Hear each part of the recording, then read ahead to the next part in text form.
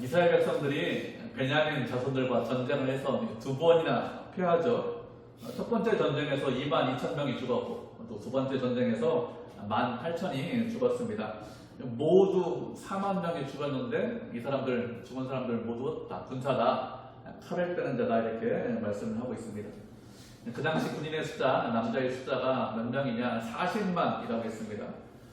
10명 중에 한 명이 죽은 거예요. 4만이 죽었기 때문에. 상당히 많이 죽었죠. 10명 중에 한 명이 죽었기 때문에 이렇게 전쟁에서 두 번이나 패했기 때문에 이스라엘 모든 백성들이 미스바에 올라가서 금식하고 기도했습니다. 그러면서 주님께 여쭤봤어요. 주님이 이 전쟁을 해야 되는지 아니면 전쟁을 하지 않아야 되는지 이렇게 여쭤봤습니다. 이전에는 모든 백성들이 다 미스바에 올라가지 않았죠. 그런데 두 번이나 전쟁에 지니까 모든 백성이 주님 앞으로 올라가서 그래서 그 형제 베냐민을 치는 것이 하나님의 뜻인지 아니면 전쟁을 그만두는 것이 하나님의 뜻인지 여쭙고 있습니다. 전쟁을 하지 않는 것이 하나님의 뜻일 수 있다, 이렇게까지 생각을 하는 것이죠. 그렇게 기도했는데 주님께서 말씀하시기를 나가서 전쟁을 하라고 했습니다. 그리고 내일 전쟁에서는 너희들에게 승리를 줄 것이다, 너희들의 손에 베냐민 자손들을 넘겨줄 것이다, 이렇게 승리의 약속까지 이렇게 말씀하셨습니다. 이렇게 승리할 것이다 이렇게 약속을 받은 이스라엘 백성들이 어떻게 하고 있습니까? 29절을 보면 이스라엘이 기브와 주에 군사들을 매복했다 이렇게 말씀하고 있습니다. 이렇게 군사를 매복하는 작전은 군인의 수가 좀 적은 사람들이 많은 사람들을 공격하기 위해서 매복 작전을 펼치죠. 갑자기 군인들이 나타나서 적을 사망시키면 그러면 전쟁에서 승리할 수 있기 때문에 보통은 군인의 수가 적으면 매복 작전을 많이 합니다. 그런데 이스라엘은 군인의 수가 훨씬 더 많습니다.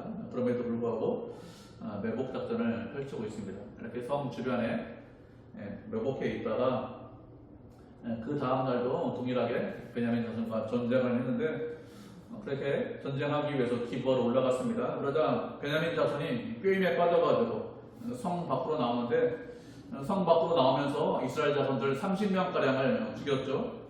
이스라엘의 전쟁에 패하는 그런 기미가 보이자 베냐민 자손들이 말하기를 이스라엘이 이전과 같이 패한다라고 하면서 계속해서 그들을 추격했습니다. 이스라엘 자손들은 도망가면서 이들을 큰 길까지 유인했습니다. 나오게 했죠. 베냐민 자손은 이스라엘 자손들이 매복한 것을 알지 못하고 큰 길까지 가서 계속해서 전쟁을 하고 있었는데 이때 매복한 기브와 성읍 근처에 있던 그런 군사들이 들어가서 그 성읍 안에서 전쟁을 했습니다.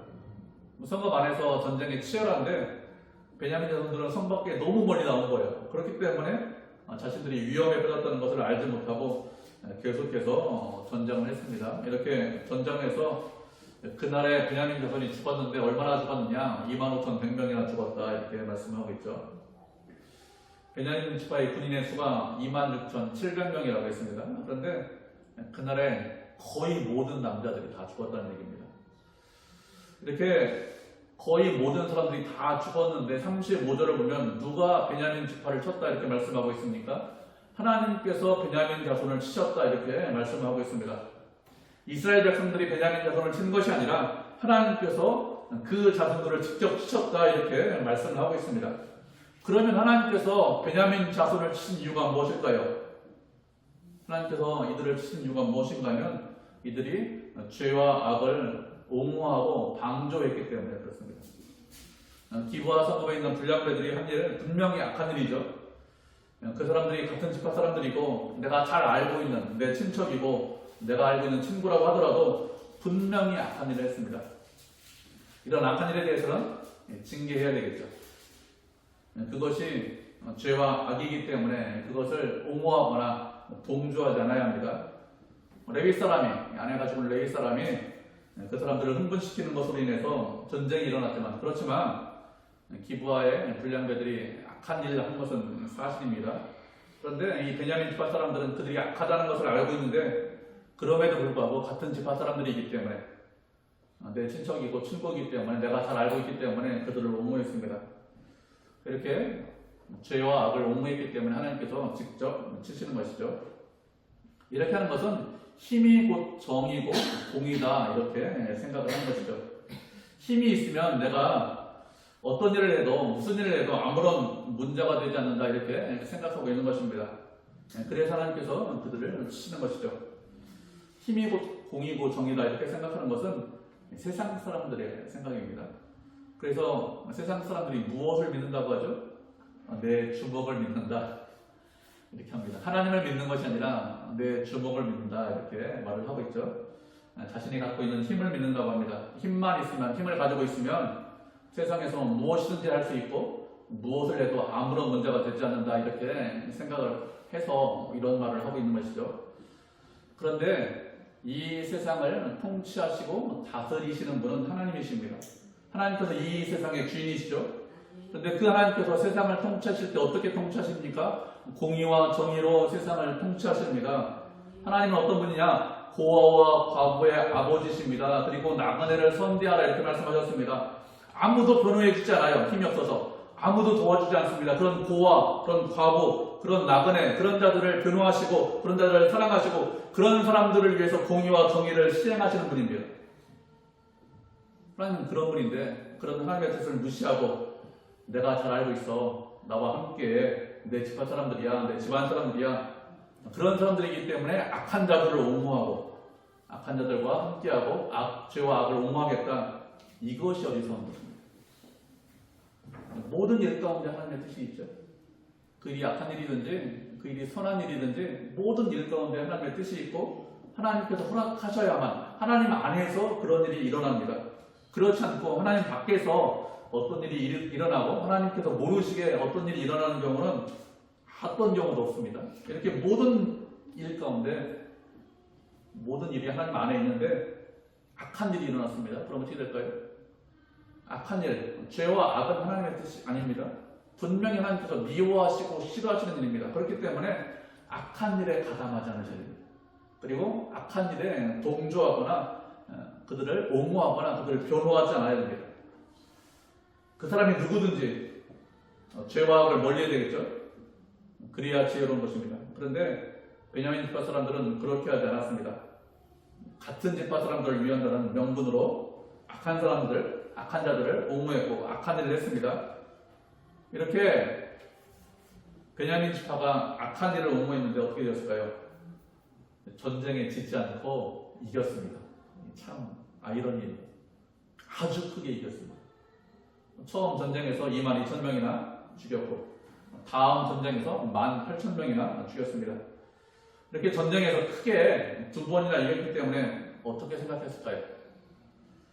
자신들이 무슨 잘못을 하고 있는지 무엇이 잘못인지 잘 깨닫지 못했을 것입니다. 전쟁에 이겼기 때문에 자신들이 악한 자들을 옹호했지만 그렇지만 하나님께서 그것을 이해해 주셨다 아니면 그런 거에 대해서 용서해 주셨다 이렇게 생각할 수도 있겠죠. 그런데 회개하지 않았는데 하나님께서 죄와 악을 그냥 용서하시는 법은 없습니다. 회개해야 용서받는 거예요. 그렇지 않고 아무런 일도 하지 않았는데 그냥 없던 일로 하자 그냥 용서하시겠다 이렇게 말씀하시는 법은 없습니다.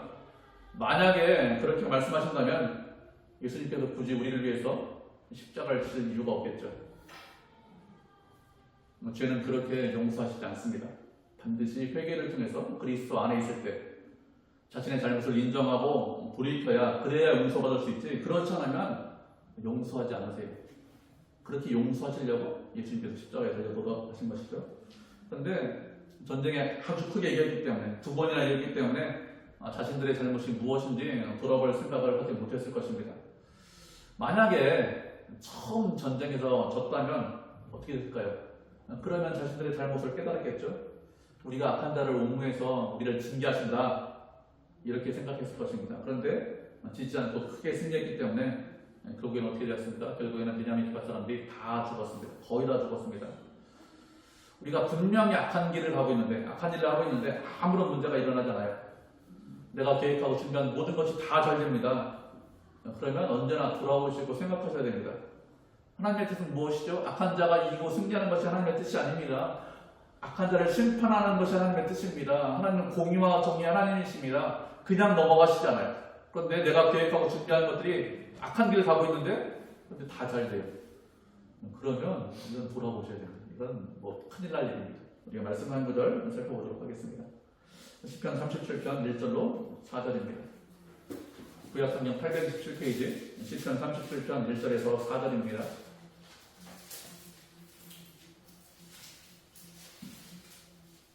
시편 37편 1절에서 4절 한 절씩 교독하도록 하겠습니다. 구약성경 827페이지 시편 37편 1절에서 4절입니다. 제가 먼저 읽죠. 시편 37편 1절입니다. 악을 행하는 자들 때문에 불평하지 말며 불의를 행하는 자들을 시기하지 말지어다. 그들은 그가 없을 주님의 계획을 당할 것이며 그는 그들같이 세상을 것이니라. 여호와를 의뢰하고 선을 행하라. 땅에 머무는 동안 그의 성실을 먹을거리로 삼을지어다. 여호와를 기뻐하여 그가 내 마음의 소원을 내게 이루어 주시리로다. 아멘. 악을 행하는 자들 때문에 불평하지 말라고 했습니다. 불의를 행하는 자들 때문에 시기하지 말라고 했습니다. 악을 행하는 것 때문에 그런 자들 때문에 불평할 수 있습니다. 악을 행하는데 아무런 일도 일어나지 않아요. 그런데 악을 행하는데 그 사람들이 더 잘 됩니다. 더 평안합니다. 더 부자로 삽니다. 얼마든지 불평할 수 있죠. 정직하게 행하는데 나는 고생합니다. 힘듭니다. 그런데 악한 사람은 잘 되고 있어요.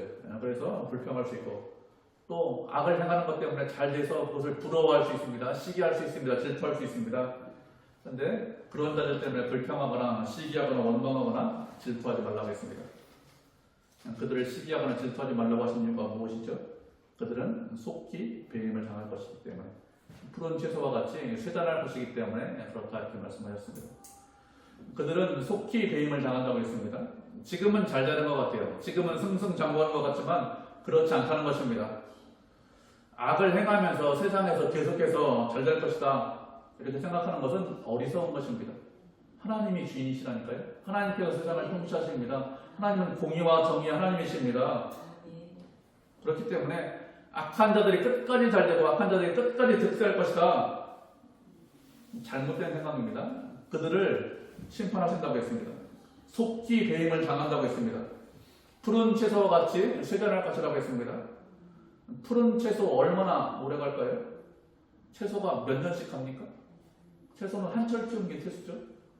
푸르다고 했습니다. 푸르다고 심은 것도 아니고 곧 쇠잔하겠죠.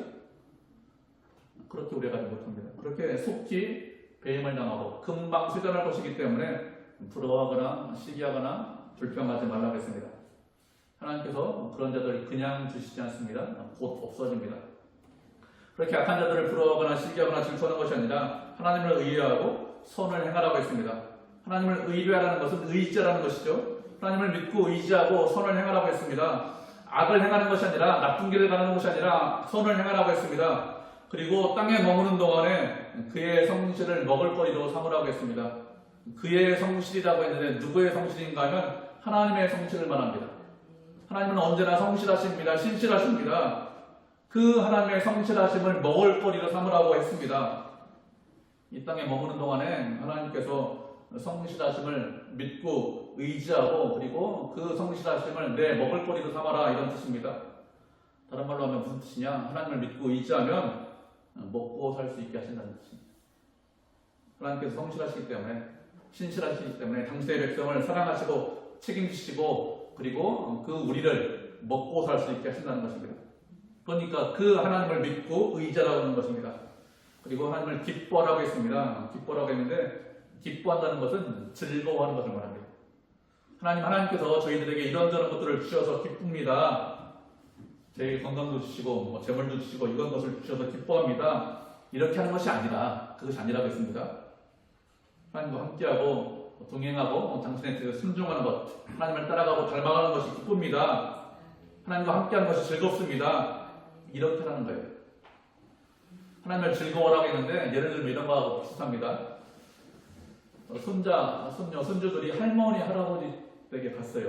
그러면 할머니, 할아버지가 기쁘고 즐겁죠? 오는 거 좋고 가면 더 좋고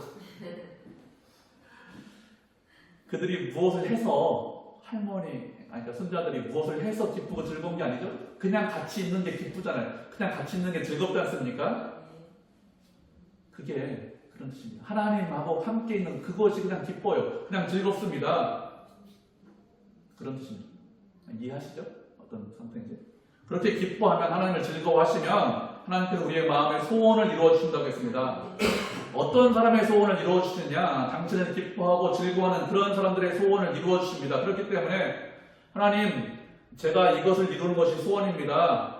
이것을 이루어 주십시오. 이렇게 하지 말고 하나님을 기뻐하시고 즐거워하시면 그러면 우리의 마음의 소원을 이루어 주십니다.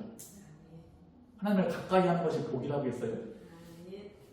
하나님을 가까이 하시면 복과 은혜를 받습니다. 복과 은혜를 받고 싶습니다. 마음의 소원을 이루어 주십시오.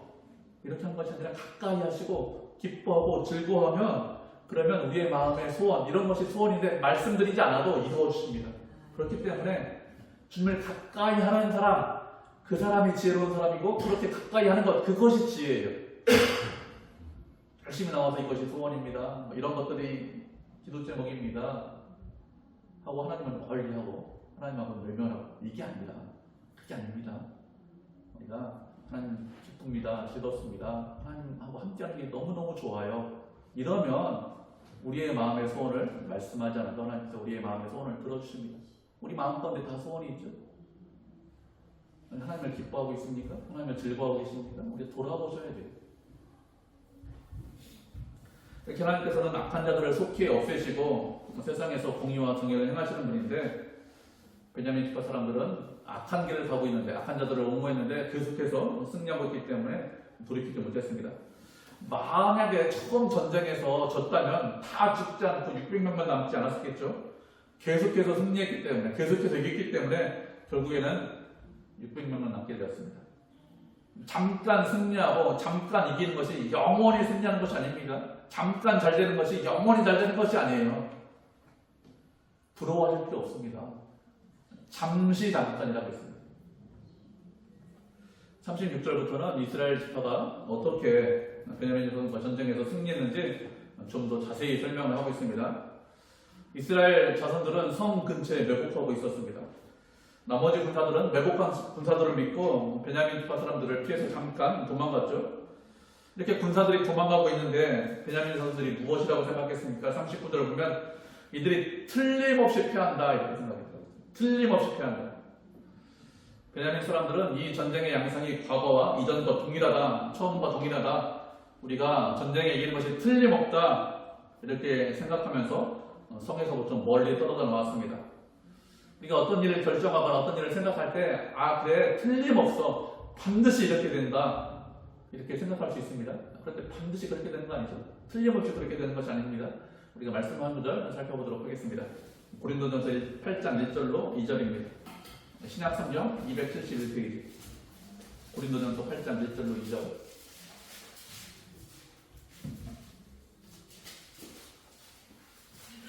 고린도전서 8장 1절로 2절 두 절이니까 우리 한 목소리 있는데요. 신약 성경 271페이지네요. 제 성경으로. 고린도전서 8장 1절로 2절 다 찾으셨죠? 우리 한 목소리로 같이 읽겠습니다. 시작. 우상의 제물에 대하여는 우리가 다 지식이 있는 줄을 아나 지식은 교만하게 하며 사랑은 덕을 세우나니 만일 누구든지 무엇을 아는 줄로 생각하면 아직도 마땅히 알 것을 알지 못하는 것이요. 아멘. 바울이 고린도 교회 성도들을 권면하면서 하는 말이죠. 고린도 교회는 우상의 제물을 먹어야 되는지 먹지 말아야 하는지 이런 것들을 가지고 서로 싸우고 논쟁했습니다. 그래서 우상 제물에 관해서는 어떻게 하는 것이 바른 것이다 이런 것들을 다 알고 있다고 생각했어요. 충분한 지식을 가지고 있다고 생각했습니다.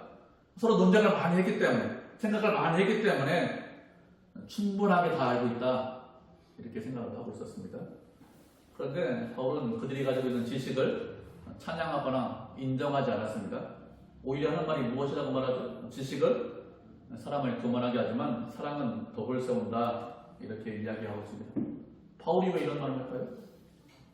우상의 제물을 먹는 것이 바른 것인지 아니면 먹지 않는 것이 바른 것인지 이런 지식은 다 갖고 있었습니다. 성도들이 모르지 않았습니다. 그런데 그렇게 지식을 갖고 있는 성도들이 무엇을 했죠? 서로 싸웠습니다.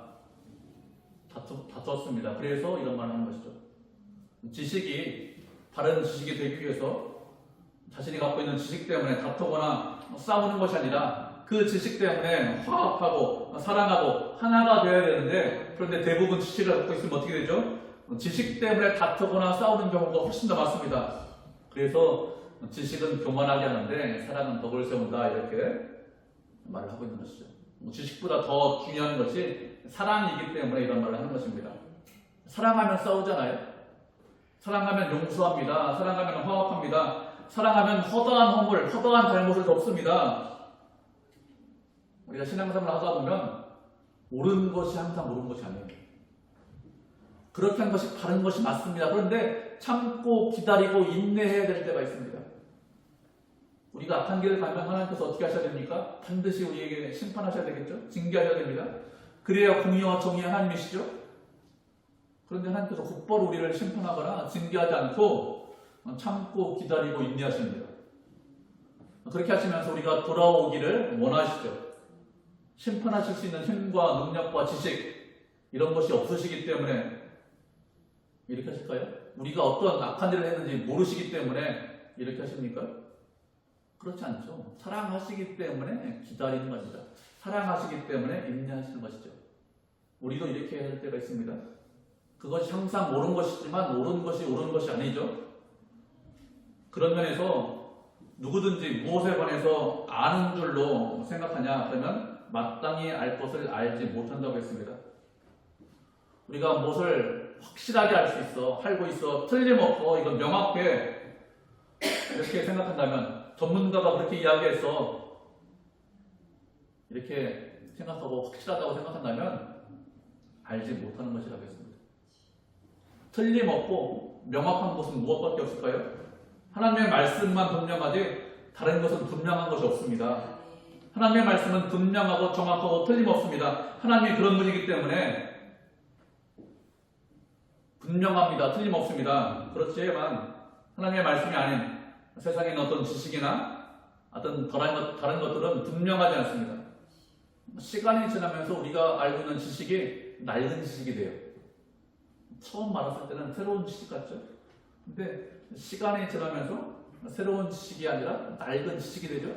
그래서 나이를 먹으면 시대에 뒤떨어진다, 이런 소리를 듣습니다. 왜요?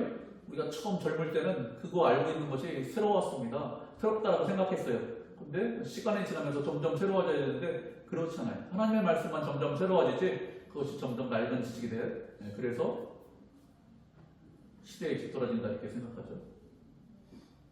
우리가 무엇인가 분명하다, 틀림없다, 이렇게 생각한다면 우리는 마땅히 알아야 되는 것을 알지 못하는 것이라고 했습니다. 틀림없어, 마땅해, 이렇게 말할 수 있는 분은 하나님 한 분밖에 없어요. 우리는 그렇게 말할 수 없습니다. 내가 알고 있는 지식 안에서, 내가 가지고 있는 경험 안에서 그것이 분명해 보입니다. 그것이 틀림없어 보입니다. 그렇지만 그렇지 않을 수도 있어요.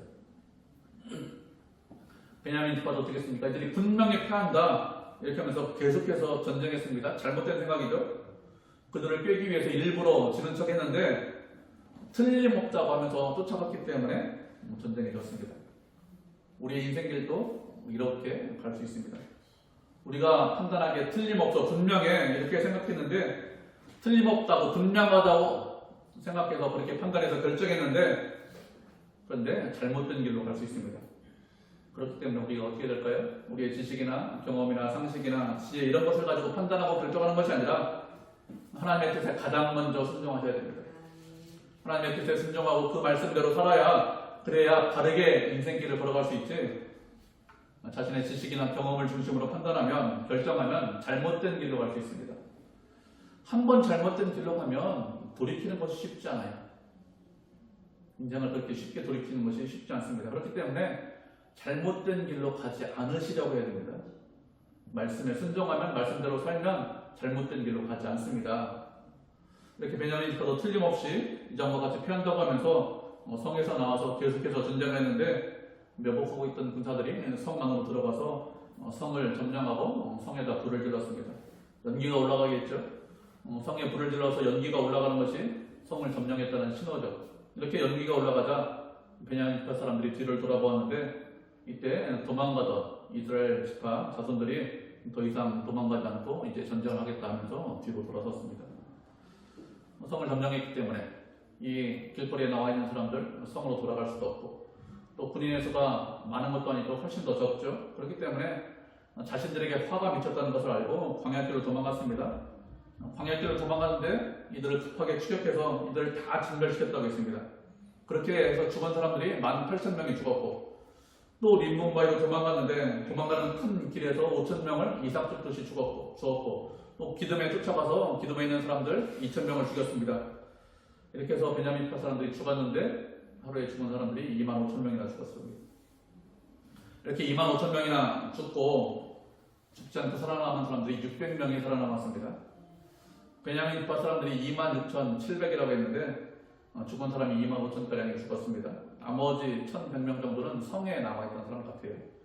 성에 남아있던 사람들 1,100명도 다 죽었기 때문에 이제 베냐민 지파는 600명만 남게 되었습니다. 이렇게 600명만 남게 된 이유가 무엇이죠? 베냐민 지파가 다 죽지 않고 600명만 남은 것은 하나님께서 은혜를 베풀어 주셨기 때문에 그렇습니다. 베냐민 지파는 기브아 사람들이 기브아의 불량배들이 약하다는 것을 다 알고 있습니다. 그런데 같은 지파 사람들이기 때문에 옹호했습니다. 변호했습니다. 한두 사람이 이렇게 한 것이 아니에요. 한두 명이 그냥 모든 사람들이 다 그렇게 했던 거예요. 모든 사람들이 집단적으로. 그러니까 악한 거죠. 하나님께서 이런 악을 보고 그냥 주실까요? 악하기 때문에 심판하셨습니다. 그런데 심판 중에도 은혜를 베풀어 주셨습니다. 그래서 악하니까 모든 사람들이 다 동조했으니까 동참했으니까 다 죽이셔도 아무런 문제가 없죠. 그런데도 다 죽이시지 않고 어떻게 했습니까? 은혜 베풀어 주셔서 600명은 남겨주셨습니다. 하나님의 은혜 때문에 살아남은 거예요. 우리가 말씀 한 구절 살펴보도록 하겠습니다. 예레미야 애가 3장 22절 23절입니다. 구약성경 1146페이지네요. 예레미야 다음에 예레미야 애가인데 3장 22절 23절 구약성경 1146페이지 두 절이니까 우리 한 목소리 읽겠습니다. 예레미야 애가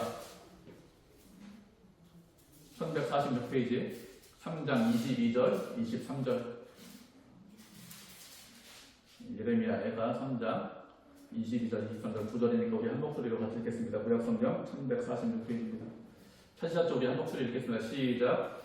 여호와의 인자와 긍휼이 무궁하심으로 우리가 진멸되지 아니함이니이다. 이것들이 아침마다 새로우니 주의 성실하심이 크시도소이다. 아멘. 여호와의 인자하심과 긍휼하심이 무궁하시기 때문에 우리가 진멸되지 않는다고 했습니다. 하나님께서 은혜와 사랑을 베푸시는데 무궁하게 끝없이 우리를 사랑하시고 은혜를 베풀기 때문에 우리가 망하지 않고 진멸되지 않는다는 것이죠. 만약에 하나님의 은혜와 사랑이 끝없이 있다면, 무궁하지 않다면 우리는 지난 저녁에 다 죽었겠죠. 우리가 지난 저녁에 다 죽어도 이상하지 않죠. 우리가 죄인 아닙니까? 악하지 않습니까? 심판하셔야 되죠. 지난 저녁에 죽어야 돼요. 그런데 하나님께서 은혜와 긍휼을 베풀어 주셨습니다. 그런데 이 은혜와 긍휼이 아침마다 새롭다고 했습니다. 아침마다 새롭다는 것은 은혜와 긍휼을 베풀어 주시는데 아침마다 더 큰 은혜와 더 큰 사랑을 베풀어 주신다는 것이죠. 하나님께서 날마다 은혜를 베풀어 주시는데 어제보다 더 큰 은혜, 어제보다 더 큰 사랑을 아침마다 주십니다. 밤새 악한데도, 죄를 더 졌는데도 밤에 잠자면서 어떤 죄를 졌을까요? 크게 짓는 죄 없는데, 그런데도 더 큰 은혜 베풀어 주셔서 그래서 우리가 죽지 않고 살고 있는 것입니다. 이렇게 아침마다 은혜를 베풀어 주시는 것에 대해서 무엇이라고 말씀하고 있죠? 주님이 성실하심이 크다고 했습니다. 하나님은 언제나 성실하십니다. 우리를 사랑하고 위하시는데 열심을 내세요. 하나님이시기 때문에 그냥 게으르시게 그냥 두시거나 그래 알아서 해봐라 이렇게 해도 아무런 문제가 없을 것 같은데 그렇게 하지 않으십니다. 열심을 가지고 성실하게 우리를 사랑하십니다. 하나님은 하나님이시기를 한 번도 포기하신 적이 없어요. 과거도 하나님이시고 지금도 하나님이시고 앞으로도 우리 하나님이십니다. 변하지 않고 영원히 끝없이 무궁하게 우리를 사랑하십니다. 한 번도 변하지 않으십니다. 그렇게 우리를 사랑하세요. 그래서 이 아침에 우리가 주님 앞에 나서 예배드리는 거죠. 이렇게 하나님의 은혜로 하나님의 베냐민 지파 사람들이 죽지 않고 600명이 림몬바위에서 4개월 동안 살아남았습니다. 이렇게 하는 동안에 이스라엘 지파 사람들이 어떻게 했을까요? 48절을 보면 베냐민 자손에게로 가서 온 성읍과 가축과 만나는 자를 다 칼로 치고 그 성읍들을 다 불살랐다고 했습니다. 성읍에 여러 성읍이 있었겠죠. 기브아 성읍 말고. 누가 남아있죠? 군사들은 다 전쟁터에 나갔고 남아있는 사람들은 여자, 아이들 그리고 노인들만 남아있었습니다. 전쟁할 수 있는 사람들이 아니죠. 그런데 이스라엘 지파 사람들이 이 베냐민 지파의 나머지 성읍에 가서 모든 사람들을 다 죽였다고 했습니다. 이렇게 한 이유가 무엇이죠? 전쟁을 했기 때문에 보복하려고 이렇게 한 거죠. 이스라엘 지파 나머지 사람들도 10명 중에 1명 죽었습니다. 자기의 가족도 죽고 친척도 죽고 친구도 죽었습니다. 그러니까 가만두지 않겠다. 베냐민 지파 사람들 나머지 다 죽이겠다. 이렇게 하면서 군인들이 아닌 일반 사람들 다 죽였습니다. 이렇게 하면 무슨 악한 거죠? 보복하는데 과도하게 보복했습니다. 구약 율법은 눈에는 눈이고 이에는 이해라고 했습니다. 눈에는 눈까지만, 이에는 이까지만 보복하라는 거예요. 그 이상 보복하는 것은 악하다는 것입니다. 그런데 이스라엘 백성들은 그렇게 하지 않았습니다. 전쟁터에서 많은 군인들이 죽었기 때문에 그렇게 베냐민 자손들 600명 빼놓고 다 죽였기 때문에 그걸로 충분하다 이렇게 생각해야 되는데 그걸로 충분하다 이렇게 생각하지 않고 그 이상 보복하고 있죠. 하나님께서는 그들의 죄를 심판하시는 중에도 은혜와 긍휼을 베풀고 계십니다. 600명을 살려주셨습니다. 그런데 이스라엘 백성들은 어떻게 하고 있습니까? 은혜와 긍휼을 베푸는 것이 아니라 과도하게 악하게 보복을 하고 있습니다. 우리도 얼마든지 이렇게 될 수 있겠죠. 공의와 정의를 세운다고 하면서 과도하게 일을 처리할 수 있습니다. 공의와 정의를 세운다고 하면서 개인적인 감정을 앞세워서 증오심을 가지고 보복하겠다 이렇게 생각하고 일을 처리할 수 있습니다. 그것도 하나님의 일을 한다고 하면서 이렇게 할 수 있겠죠. 우리는 이렇게 되지 않으셔야 합니다. 공적인 일을 하고 하나님의 일을 할 때 언제나 사랑의 마음을 가지고 있어야 됩니다. 특별히 가족 안에서 사랑의 마음을 가지고 있어야 돼요. 형제들이 서로 미워하는 것이 많아요. 그냥 공의와 정의를 세운다고 하면서 이게 공평한 거야. 여러분 그렇게 하지 않으셔요. 긍휼의 마음을 갖고 계셔야 되고 불쌍히 여기는 마음을 갖고 계셔야 됩니다. 그런 마음이 없이 불쌍히 여기지 않고 내 주변에 있는 사람들, 내가 잘 알고 있는 사람 공의와 정의를 세워 이게 공평한 거야. 이렇게 되면 어떻게 될까요? 공평하게 일을 처리할 수 있습니다. 그렇지만 그 일이 끝나면 함께 하지는 못해요. 잘못한 사람도 내가 무엇을 잘못했는지 모를까요? 다 압니다. 그런데 사랑하지 않으면서 그 일을 처리하면 그 일을 처리하는 과정에서 마음이 상해요. 그럼 어떻게 됩니까? 일이 다 끝나면 함께하는 것을 거부해요. 그렇게 되죠? 그런 거 많이 보죠, 주변에서. 우리는 어떤 일을 하시든지 사랑의 마음을 가지고 해야 됩니다. 특히 공평하게 일을 처리하겠다는 것은 더 큰 사랑의 마음을 가지고 그 일을 하셔야 됩니다. 조금만 일을 할 때 조심하고 주의하셔야 돼요. 그래야 시간이 지나고 일이 다 처리돼도 그 사람과 함께 할 수 있습니다. 그렇지 않으면 일은 바르게 처리할 수 있습니다. 그렇지만 사람의 마음은 떠나죠. 우리가 미워하는 것, 무엇을 미워하죠? 죄를 미워한다고 했습니다. 사람을 미워하지 않는다고 했습니다. 반드시 잊지 않으셔야 됩니다. 반드시. 예수님께서 죄를 미워하셨지 죄인을 미워하시지 않았어요. 사람을 미워하시지 않았습니다. 사람은 언제나 사랑하고 불쌍히 여기고 긍휼히 여기셔야 됩니다. 그 사람이 누구든지 나를 힘들게 하고 어렵게 하는 사람이 누구죠? 내 주변에 있는 사람이죠. 내 옆에 있는 사람이에요. 내 가족입니다. 그 사람을 미워하지 않으셔야 됩니다. 죄와 악을 미워하는 거지 사람을 미워하는 게 아니에요. 그게 예수님을 따라가고 닮아가는 것입니다.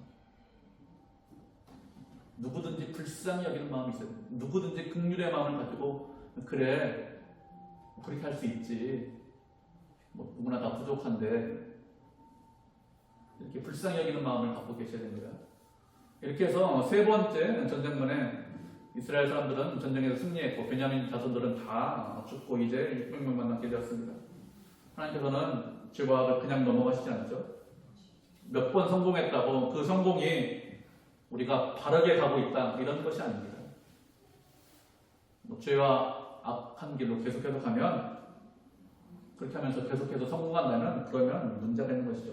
하나님께서 그런 것을 그냥 넘어가실 것이다, 모른 체 하실 것이다 이렇게 생각하지 않으셔야 합니다. 하나님께서 미워하시는 것, 죄와 악을 미워하십니다. 그렇기 때문에 우리도 죄와 악을 미워하고 악한 길로 가지 않아야 되고, 그리고 사람을 불쌍히 여기셔야 돼요. 은혜와 긍휼을 베푸셔야 합니다. 그렇게 주님의 뜻에 순종하고 주님께서 원하시는 길을 가는 그런 성도, 그런 교회가 되기를 주님의 이름으로 축복을 드립니다.